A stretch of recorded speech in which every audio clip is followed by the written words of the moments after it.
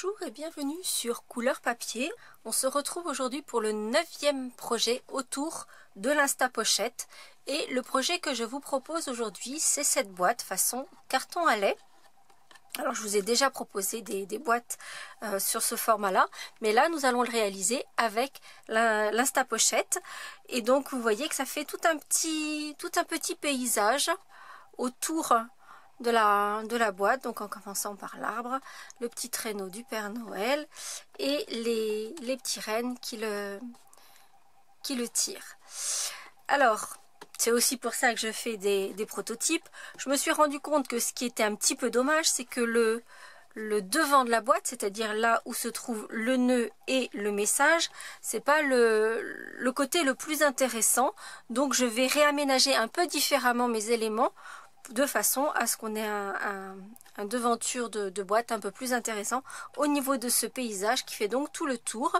Vous aurez également remarqué qu'il y a cet effet de flocons de neige qui tombe sur notre boîte, et ces flocons sont irisés, donc ça donne vraiment un effet très festif, et contrairement à ce que l'on pourrait penser, ce n'est pas embossé. Vous allez voir comment on va faire ça, c'est vraiment très simple, il suffit de peu de choses, peu de matériel et rien de très coûteux, et on va faire cet effet de neige irisé qui tombe sur notre boîte. Pour réaliser notre carton à lait, nous aurons besoin d'un grand morceau de papier cartonné. Ce papier mesure 28 cm sur 21 cm, donc on garde la largeur complète de notre papier A4 et on réduit un petit peu sur la largeur. Et nous aurons besoin de chutes de papier, du vert artichaut chaud, du papier argent, du brune dune et du noir nu. Pour commencer, nous allons, à l'aide de notre massicot, marquer 2 lignes sur le grand côté. Ces 2 lignes, nous allons les marquer à 2 cm et demi. Donc vous en avez l'habitude, chaque fois que je coupe sur des dimensions inférieures à 3 cm, je vais placer mon papier sur la graduation de droite de mon massicot, de façon à ce que mon papier soit maintenu par toute cette barre ici. Et donc je marque mon papier à 2 cm et demi et je le marque également à 6,2. On aura besoin de réajuster un tout petit peu la découpe de ce papier, mais on le fera après les différentes étapes. Nous allons à présent prendre notre Instapochette et on va l'utiliser de façon un peu particulière par rapport à ce que nous avons fait jusqu'à présent. À savoir, je vais d'abord sortir mon plioir qui se trouve à l'intérieur de mon outil.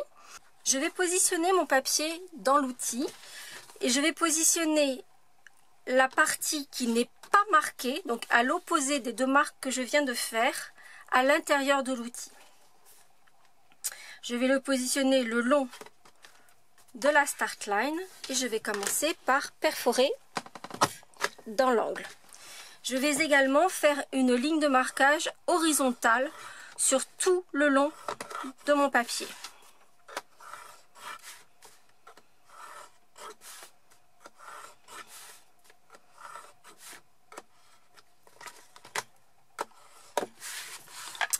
Ensuite, je vais perforer et marquer mon papier en positionnant, donc dans un premier temps sur la start line, et je vais marquer mon papier sur la ligne de marquage S.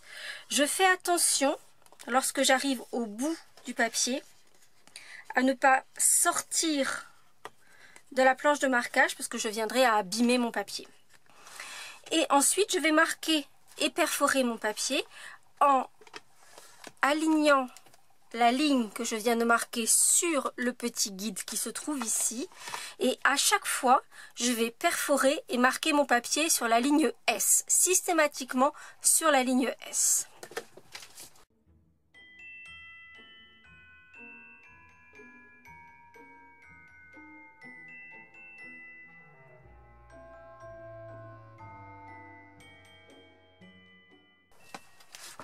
et j'obtiens donc un motif comme ceci.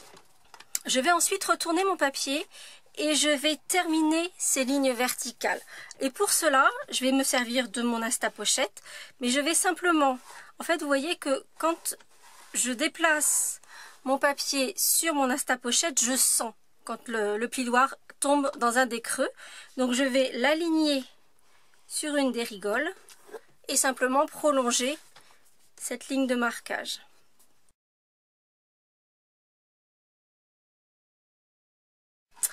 Ensuite, nous allons faire des diagonales. Alors juste, j'ai fait une petite bêtise, j'avais commencé à marquer mon papier du mauvais côté. Donc vous faites comme si le papier était encore avec un angle bien droit. Vous n'avez rien vu, je n'ai pas fait de bêtise. J'arriverai à me rattraper après, mais pour l'instant, vous faites comme si vous n'avez rien vu. Et si je n'avais rien dit. Donc, on va faire ensuite des diagonales. Et ces diagonales, on va les former avec notre triangle.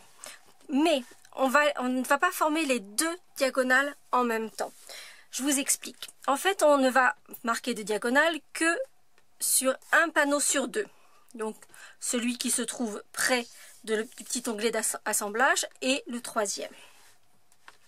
Et pour cela, nous allons placer, donc en mettant le bord de notre papier bien au fond de notre outil, nous allons placer nos lignes de marquage verticales au centre du triangle qui marque les diagonales.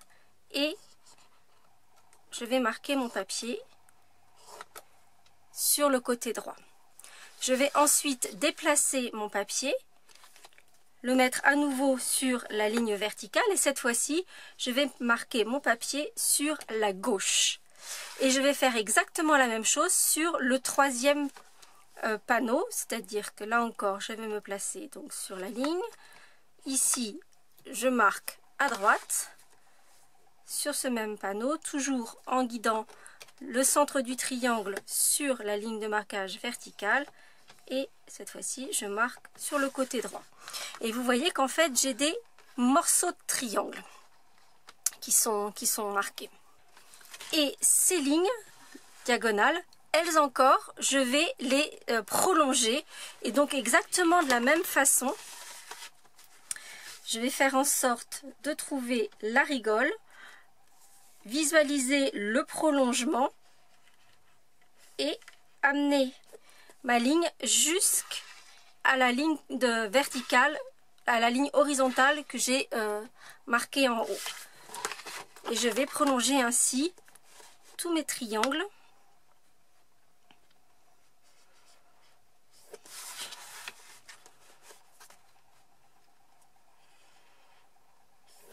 Jusqu'à la ligne horizontale.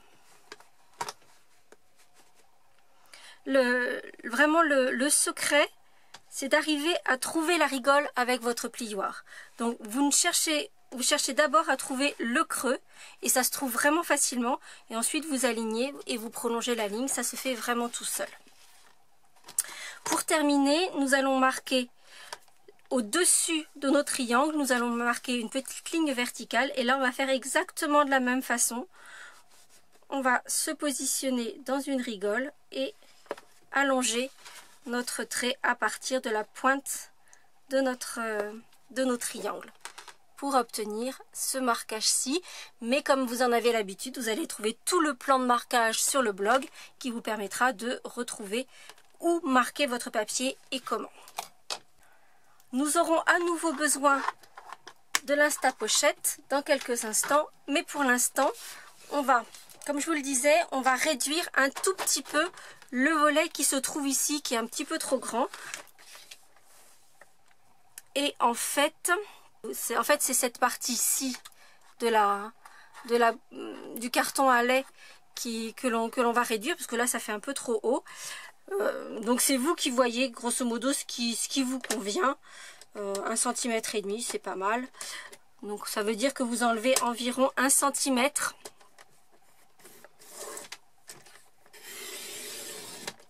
en haut de votre boîte. Nous allons maintenant biaiser ce petit morceau-ci et enlever le petit morceau du côté qui ne nous sert à rien. Et nous allons appuyer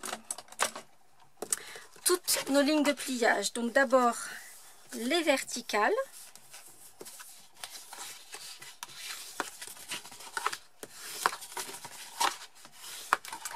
Les horizontales. Alors les horizontales, il y a une petite astuce. Donc on va marquer les deux premières. La dernière ligne horizontale, celle qui se trouve au bas justement de ce rabat que l'on vient de réduire, on va l'appuyer dans l'autre sens. C'est-à-dire que ici on a des montagnes. Celle-ci, on va l'appuyer en vallée. Vous voyez, on a une montagne et une vallée. Pour les diagonales, on va pas les marquer à fond, donc on va pas le faire au plioir, mais on va juste appuyer doucement pour donner la forme gentiment au papier. On va reprendre notre Instapochette et on va faire les petits trous qui nous servent à passer notre ruban. Autant utiliser notre outil au maximum de ses possibilités. C'est donc ce que nous allons faire. Et ces petits trous, nous allons les faire au milieu de chacun des panneaux. Alors, on n'a pas de repères sur les panneaux qui ne sont pas marqués par le triangle.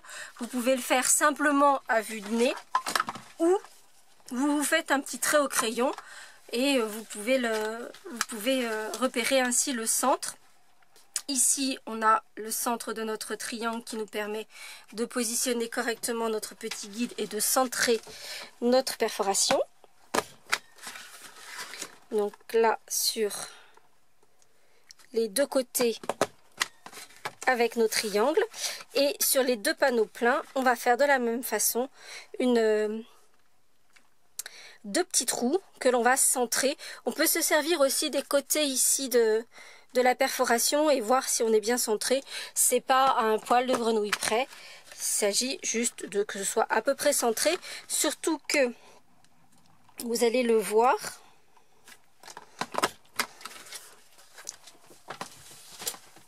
Les trous qui se trouvent sur les côtés vont se retrouver si je ferme ma boîte. Donc ça va venir se placer comme ceci. Si je re-rentre les côtés, les trous vont se superposer et se retrouver tous les uns par-dessus les autres pour pouvoir passer notre ruban. À présent, nous allons pouvoir monter notre boîte. Le gros du travail est achevé. Donc nous allons prendre de l'adhésif double face si je trouve le début. Et nous allons positionner de l'adhésif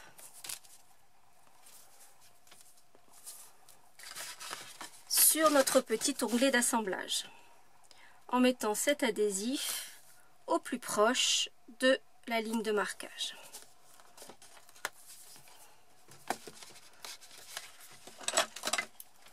Alors, suite à ma bêtise, j'ai un espace qui est relativement étroit sur la partie du haut de ma boîte et du petit onglet d'assemblage.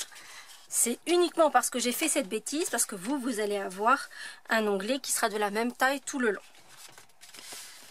Puis, nous allons refermer notre boîte, donc en enlevant la protection de l'adhésif.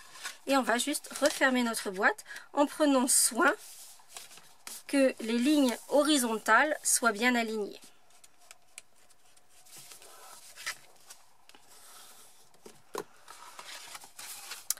Et notre petite boîte à lait se ferme toute seule. Il s'agit juste de fermer le fond. Et là, cette fois-ci, je vais utiliser ma colle multifonction. Je repère où se trouve le devant de ma boîte. Donc le devant, c'est le côté où il n'y a pas cette ligne d'assemblage. Donc c'est ce côté-ci. Et c'est ce volet donc, qui se trouve sur le devant que je vais refermer en dernier. Donc je vais d'abord refermer ceux des côtés qui se trouvent juste face à face. Donc vous voyez, la boîte est un peu grande, donc on n'a pas beaucoup de recul, mais vous voyez que les deux panneaux vont juste être face à face. Et on va refermer l'un et l'autre, celui de devant et celui de derrière, en formant un joli carré sur le fond de ma boîte.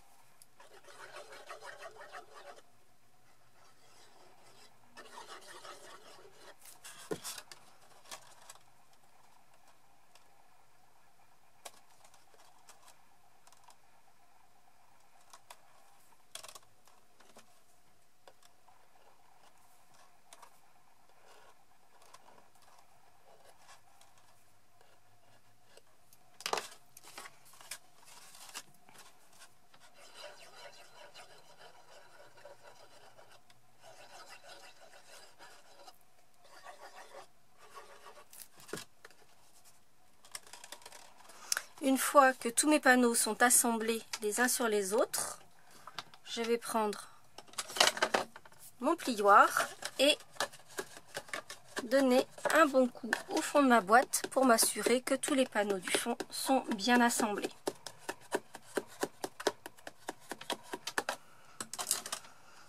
Et voici notre petit carton à lait. Vous voyez que les trous sont grosso modo en face les uns des autres, ce qui me permettra de passer mes petits rubans. Et on va pouvoir maintenant procéder à la décoration. Pour cela, je vais refaire ce même petit paysage, comme je vous le disais, cette fois-ci en essayant de le positionner mieux pour avoir un joli devant. Et je vais utiliser plusieurs choses. Je vais utiliser le set de matrices de découpe qui s'appelle Traîneau du Père Noël. Et je vais utiliser beaucoup des matrices de ce set, puisque je vais utiliser le petit renne, le sapin, les deux morceaux du traîneau, donc le panneau décoratif et le panneau de fond, et deux petits nœuds qui se trouvent également dans le set, que je vais placer au cou de mes petits rennes. Je vais également utiliser un autre set de matrices qui s'appelle bannière en tout genre, si je me souviens bien. Et je vais utiliser cette bannière-ci, puisque je vais également utiliser deux sets de tampons. Celui-ci, le Joyeuse Fête, que je trouve très très joli, que j'ai utilisé ici sur ma bannière, donc qui est issu du set cloche de circonstance. Et le set de tampons qui est assorti au set Traîneau du Père Noël, donc avec le grand sapin. On ne va pas avoir besoin ici de tamponner le traîneau, puisqu'on va l'assembler avec les morceaux de découpe, mais on va tamponner le petit nœud, le grand sapin et les serres.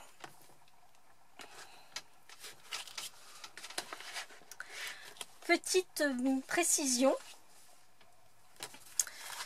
Pour le message, comme vous le voyez, vous avez même du mal à voir le message parce que ça brille, je l'ai tamponné sur du papier argent.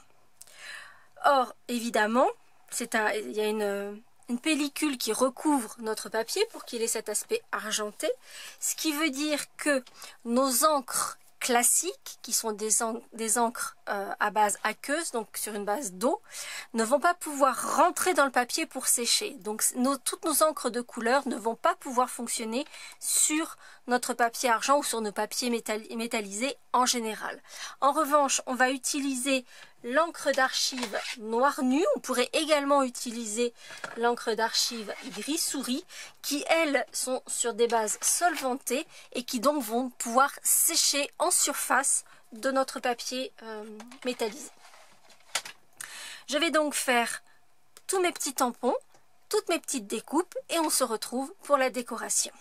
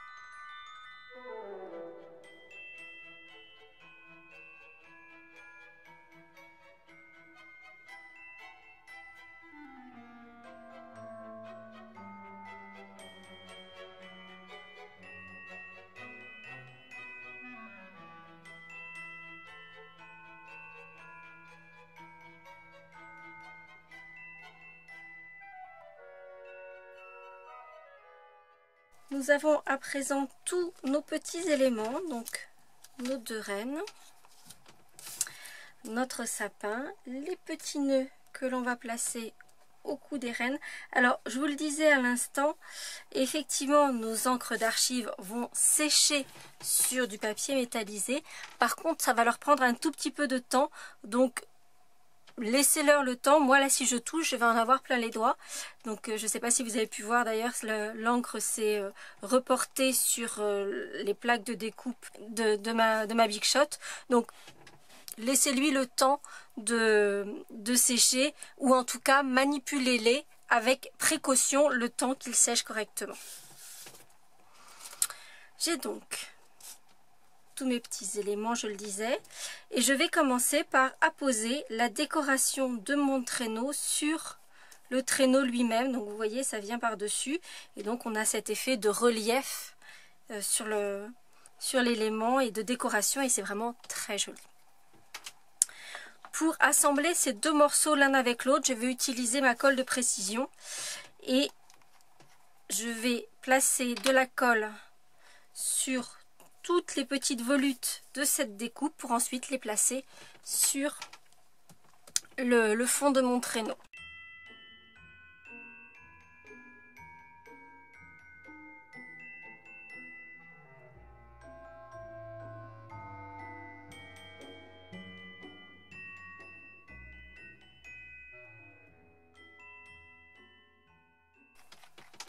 L'avantage de cette colle, et comme son nom l'indique, c'est que je vais pouvoir positionner vraiment très précisément de la colle sur toutes les petites volutes de cette décoration qui est vraiment très très fine. Là, en fait, vous voyez, je passe simplement mon doigt dessus pour éviter qu'il y ait des surépaisseurs et que ça vienne éventuellement à déborder sur le fond de mon traîneau. Et puis, je vais simplement coller l'un sur l'autre ces 2 éléments de façon à avoir mon aspect de relief et de décoration sur ce traîneau.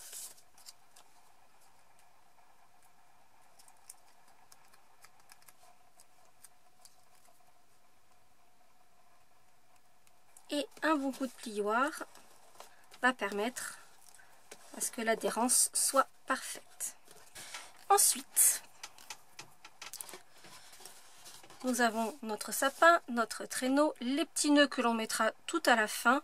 C'est la même chose d'ailleurs pour la bannière avec le message Joyeuse Fête. C'est quelque chose que l'on viendra mettre tout à la fin, ce qui leur laissera un peu de temps pour sécher davantage. Comme vous avez pu le voir, certains des éléments, même beaucoup, sont à cheval sur 2 côtés. Et pour que cette marque entre deux panneaux de la boîte soit bien marquée, je vais marquer ces pliures justement avant de les placer sur la boîte. Donc, et pour que je ne fasse pas la même erreur que sur mon prototype et que j'ai un joli devant, je vais commencer par placer le traîneau va être sur un côté, un renne, le deuxième renne, et en fait le sapin va être sur le 3e côté. Sur le 4e côté, il n'y aura rien, mais comme c'est le fond, ça n'est pas grave. Donc je repère où se trouve la pliure.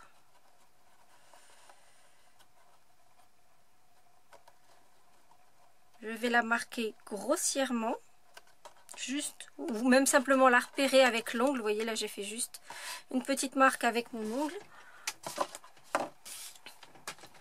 Et à l'aide de mon massicot,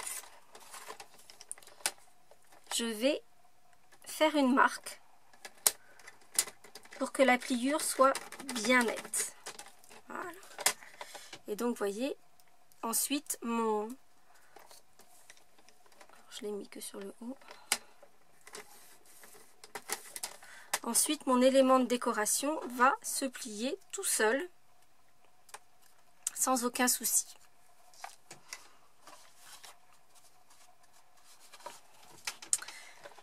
Pour coller mes éléments, je préfère utiliser la colle multifonction. C'est vraiment ma colle fétiche et je trouve qu'elle colle plus rapidement, elle a une meilleure adhérence, donc je préfère utiliser cette colle-ci. Alors effectivement, on a des aspects très fins sur ces décorations-là, mais simplement par petits points, on arrive tout à fait à doser et à mettre la colle qu'il faut.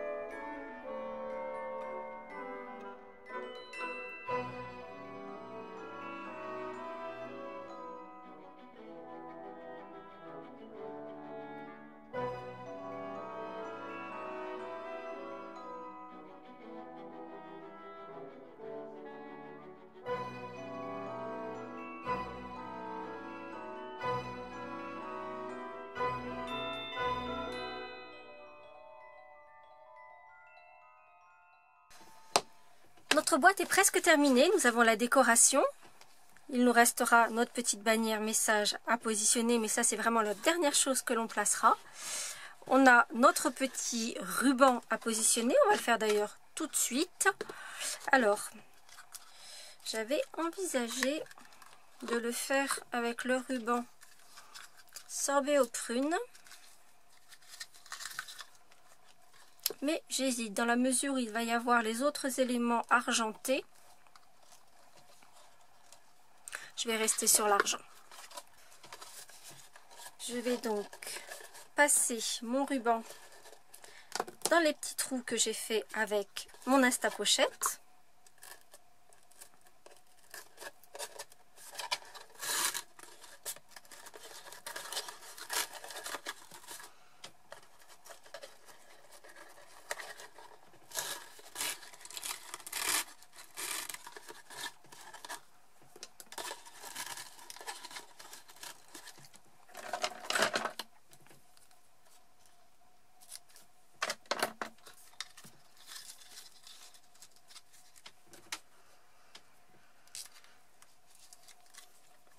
Et je vais faire un joli nœud. Ici, je vais faire un nœud, ce que j'appelle en oreille de lapin. C'est quelque chose qu'il faudra que je vous montre dans ma série sur les nœuds en détail. Ça vous permet de faire des jolis nœuds donc dont les deux pans du nœud reviennent correctement sur le bas de la boucle. Et donc c'est vraiment une technique qui est plutôt sympa. Je vous montrerai ça très bientôt.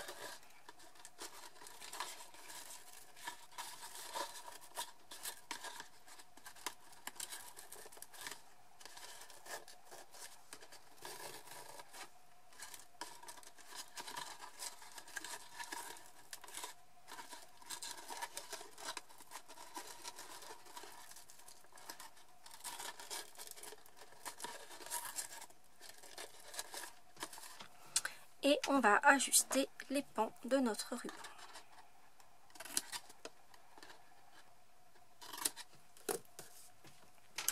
Et vous voyez, ça nous fait un joli nœud. Je partagerai avec vous les secrets de ce joli nœud que j'appelle en oreille de lapin très bientôt. Peut-être avec cette vidéo en même temps si j'ai le temps, mais ça je ne le garantis pas encore. Pour terminer, on a nos petits flocons qui nous donnent cet aspect festif. Et pour ces petits flocons, nous allons utiliser notre colle de précision et nos petites paillettes diamants resplendissants. On va prendre la précaution de poser un papier qui nous permette de récupérer toutes les petites paillettes parce que vous allez voir qu'on en met partout. Et en fait, tout simplement, on va placer de la colle en petits flocons, comme si la neige était en train de tomber. On va en placer un petit peu plus sur le sol, puisque là la neige est déjà tombée. On va pouvoir en mettre également sur le dessus de notre traîneau, sur les branches de notre sapin, pour donner l'illusion d'un paysage enneigé. On pourra même éventuellement faire des petites étoiles. Vous voyez, j'en ai fait une ici. Elle est un peu grossière, je vous l'accorde, mais voilà, on pourra même faire des choses un petit peu plus, des petits détails sur notre neige.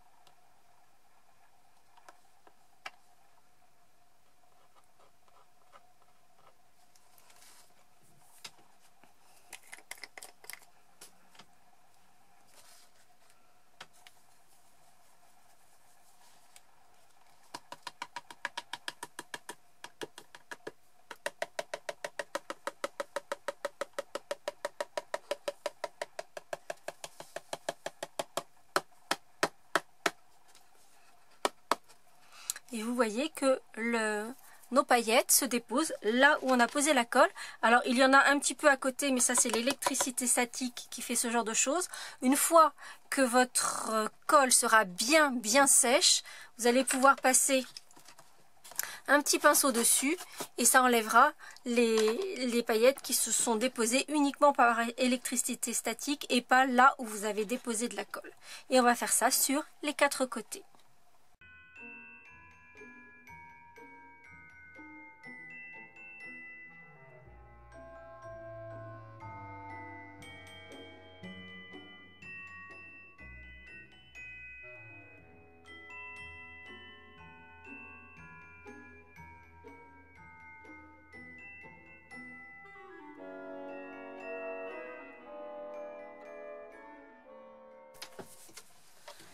Une fois tous vos petits flocons placés sur votre boîte, vous replacez le surplus de paillettes dans votre contenant. Et alors, je ne peux pas le faire pour l'instant puisque ça n'est pas encore sec, mais vous voyez qu'il y a des paillettes qui se sont déposées vraiment bien plus que là où j'ai posé de la colle. Donc une fois que ce sera bien sec, je viendrai passer un petit coup de pinceau pour enlever le surplus qui n'a rien à faire là puisque rien n'est là pour les retenir. Donc ça n'a pas de raison de se placer. Pour finir, mon conseil serait d'attendre que tout sèche bien. Mais il faut bien que je vous montre la fin de ce projet. Donc je vais utiliser des dimensional, donc des petites mousses 3D. Je vais en positionner plusieurs sur ma petite bannière. Alors vous voyez que là je suis à court sur cette plaque, donc du coup je vais en couper un morceau de bordure, on ne gâche rien, et je vais positionner un morceau de bordure au milieu de façon à ce que ma bannière soit bien maintenue sur toute la longueur. Donc vous voyez, ça n'est pas encore complètement sec, donc éventuellement placez votre bannière sur un buvard par exemple pour essayer d'enlever le surplus, peut-être une bonne solution. En tout état de cause, manipulez cette bannière avec précaution jusqu'à ce qu'elle soit complètement sèche. Donc là encore, en temps normal, je vous dirais d'attendre que ce soit bien sec. Mais il faut bien que je termine.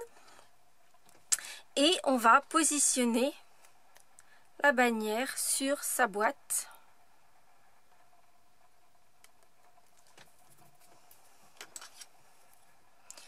Si on avait le temps